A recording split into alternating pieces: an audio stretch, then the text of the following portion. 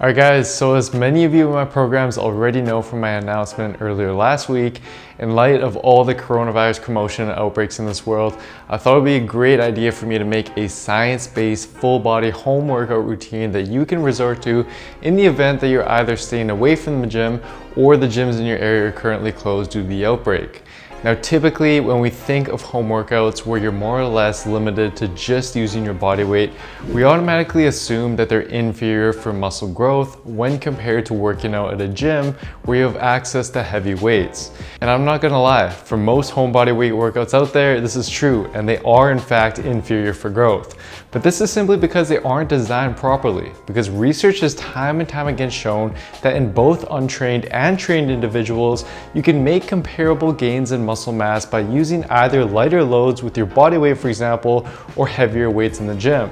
But the catch is that there's a couple key points that people overlook when it comes to home workouts, which are key to ensuring that you're still able to maximize your growth despite being limited to just your body weight. These key points are essential that you incorporate into the routine I'll be showing you today and are as follows. First off, and arguably most important, is that you need to push to near failure for every single set that you perform in this workout. This is because research has shown that when using lighter loads, if you stop well short of failure during your sets, then you'll fail to fully activate all the motor units within your muscles, and as a result, you won't experience the same amount of growth that you would when using heavy weights. Therefore, during each set of this workout, you want to push until you generally just have a couple reps left in the tank before you would not be able to perform another rep with good form due to muscle fatigue. Now, this will be very uncomfortable to do given that we'll be working with a higher rep range, but it's essential that you push through if you truly want to maximize your growth with this routine. Secondly, although research has shown that working with higher reps and lighter loads, like with your body weight for example, can lead to comparable growth as heavier weights in the gym, it seems that there is a low end cutoff to this where if you train with loads or use a resistance that is too light, then you won't be able to maximize growth, which seems to be right around 30 to 40% of your 1 rep max. Meaning that during each of your sets, you need to be working with a weight or resistance that is at least 30 to 40% of your 1 rep max if you want to maximize growth. Now, although this is easier to calculate when using weights, since we're just using our body weight in this workout, we want to convert this to reps. So 30 to 40% of your 1 rep max equates to around 30 to 40 reps per set. And what this means is that if you're doing one of the exercises in the workout I'll show you today, and you're able to perform more than 30 or 40 reps on it during each set when pushing to near failure, then it's an indication that you aren't using a resistance or variation that's difficult enough, and you want to instead use one of the progressions that I'll show you to make the movement more demanding. So ideally, you should not be reaching over 30 to 40 reps during any of your sets in this workout. Now that we have that covered, we're ready to dive into the full body home workout designed to train all of your upper body and lower body musculature in a proportionate manner. I'll first go through the various exercises and how to perform them, and then I'll cover your options in terms of how to best execute the workout. The first exercise we'll use here are narrow grip push-ups with the hands placed in a diamond shape, which will be used to target the chest and triceps. We'll be using this specific hand placement since 3 EMG papers have confirmed that it elicits significantly greater chest and triceps activation when compared to a shoulder width or wide hand placement during the push-up. We'll perform 4 sets of these in total. 2 of these sets will be performed on a flat surface to emphasize the whole chest, whereas 2 of these sets should be performed in a decline with your feet elevated and your hands positioned a little bit more towards your face, as this will now shift more emphasis to the upper chest, given that it now incorporates more shoulder flexion into the push-up, which is one of the main functions of the upper chest. And to progress this movement, you can simply stuff a bag with books and strap it onto your back to gradually increase the load. You can also use a band to add more resistance to the movement as well. Next, we're going to move on to the inverted row to target our overall back with most of the emphasis on the mid-back for thickness. Now ideally, for the most resistance, you should either use a broom or mop and place that between 2 chairs, or you can perform these under a sturdy table like so. And to make this movement easier, you can start out with bent knees to use your legs for support. Another option though is the following setup instead, which we'll continue to use later on in this workout. Simply take 2 bed sheets or towels, tie a basic knot at the end of each of them, and then throw it over your door and close your door. This will enable you to now perform your row like so. For whichever variations you do choose though, you can progress them by either getting your body more horizontal to the ground by elevating your feet, for example, and or add more load with the use of a backpack stuffed with books. Next, we'll be moving on to something called pike push-ups to mainly target the shoulders and triceps. For these, you can start them out on the ground by assuming a push-up position and then moving your hands closer to your feet while keeping your legs straight such that your body now makes an upside down V shape. Then bend your elbows and lower your upper body until the top of your nose nearly touches the floor. Your head should move forward past your hands as you reach the bottom position and then return to between your hands at the top position.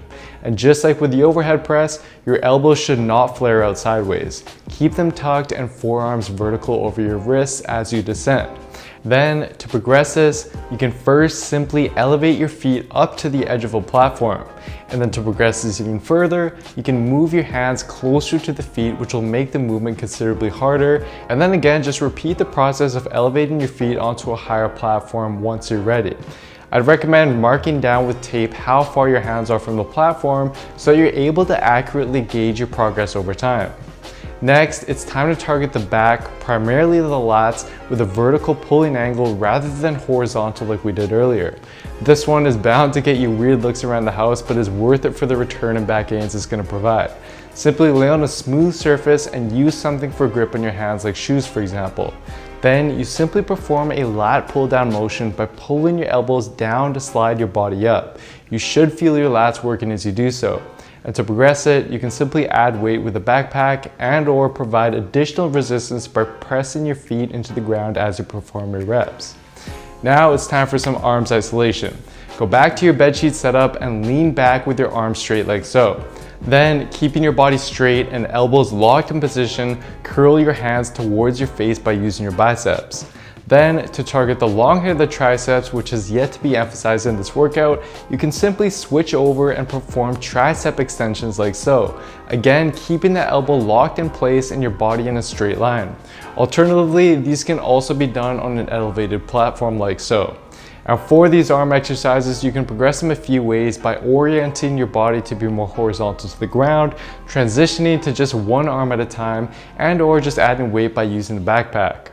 Next, it's time to move on to the lower body, and for most of us, bodyweight squats just aren't going to cut it, which is why today we'll use the bedsheet setup once again to perform assisted pistol squats to target the quads and glutes. Lean back with your arms straight and then lift one leg off the ground. Then you simply squat down like so. Finish your reps on one leg before proceeding to the other leg. And at first, you can use your arms to pull yourself up for assistance if you need to, but over time, you can progress it by either relying less and less on the assistance of your arms during the movement, or transition to doing the same movement, but stopping the range of motion short by sitting on an elevated platform and gradually reducing the height of this to continue making it harder. Next, we'll move on to one you're probably familiar with, the Bulgarian split squat with your rear leg elevated up on a platform, which will again further target the quads and glutes. To progress them, you can simply hold a weighted backpack at your chest like so. Once that gets too easy though, a more difficult progression is the assisted shrimp squat, where you can use the side of a counter for assistance, hold one leg behind you with the same arm, and then squat down until your knee just about touches the floor, and then come back up with the assistance from the counter as needed. And over time, you can progress these by moving off of the counter. Next, we'll use the sliding leg curl to effectively work the hamstrings through both hip and knee extension. Simply lay on a smooth surface and place your feet on two cloths or something that will enable them to slide easily.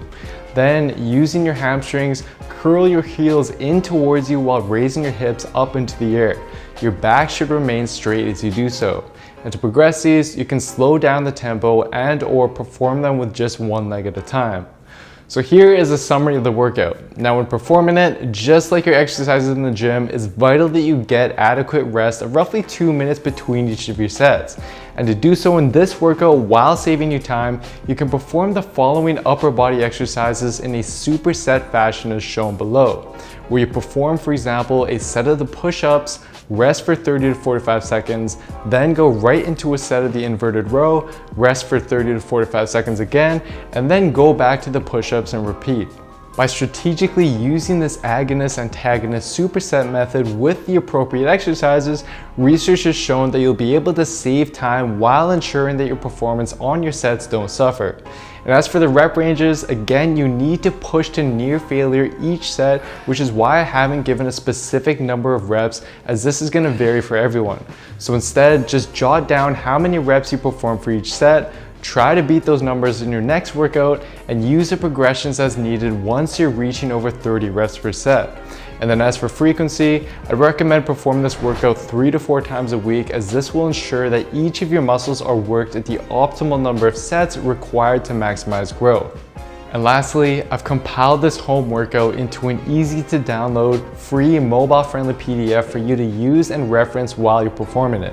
It'll show you the workout, tutorials, proper progressions, and more. To get a copy of it, just head on over to builtwithscience.com/home workout PDF, and I'll send it right over to you. And I'll leave a link to that in the description box down below as well. Guys, I hope you enjoyed this one, and I also hope that you're able to see that it's the little details like the ones I went through in this video that really are key to maximizing growth and to actually see progress with whatever workout routine that you choose to do. And for a step-by-step program that takes care of all of the guesswork for you and shows you exactly how and what to work out and eat week after week so that you can fuel your body and build muscle most effectively with science, then simply head on over to builtwithscience.com to take the analysis quiz to discover which science-based program will be best for you and where your body is currently at. Anyways, hopefully this video is useful to you, and do let me know how you like the workout. And please don't forget to show your support by giving the video a like, commenting below as to what you'd like to see me cover next, and subscribing to the channel and turning on notifications to the channel as well, as this all really does help me out. Stay safe everyone, and I'll see you next time.